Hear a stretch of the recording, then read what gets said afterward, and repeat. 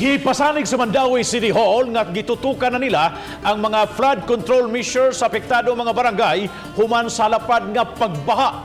Lakip sab di ay sa napiktuhan ng mga estudyante sa Barangay Paknaan kay Nangabasa ang ilang learning modules. Nagmalaumon ang Mandaue City Government nga mohatag og konkretong lakang ang kahuluhan aron nga masulbad ang pagbaha sa nahisgutang dakbayan.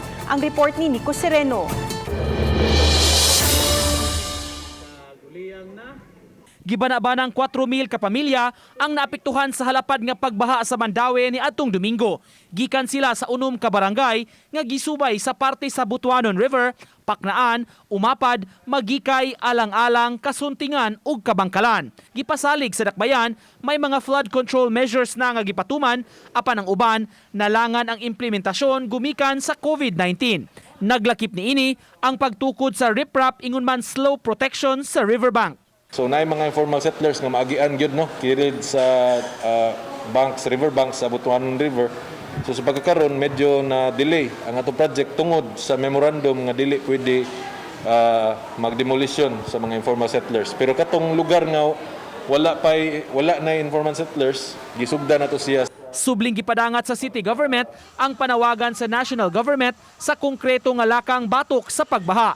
Ang pagtukod og mga gabion dams sa kabukiran aron maoy musaw ug mupundo sa tubig kun kusog ang uwan aron maminusan ang bulog sa tubig sa kasapaan padung sa lupa nga mga lugar.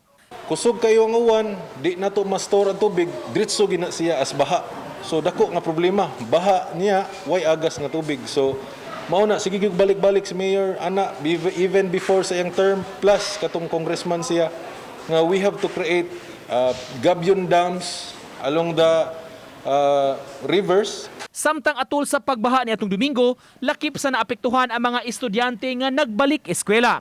Sa report nga nadawat sa Mandaue City Division, may mga nabahaan nga wala na masalbar ang una na nga na-distribute nga mga learning modules. Gibutyag ni Attorney Marinel Oro, tigpamaba sa City Division, nag-reproduce na ang mga eskwelahan sa mga learning modules aron mahatag sa mga magtutudlo. Uban ni June Solon, Nico Sereno, Balitang Bisdak.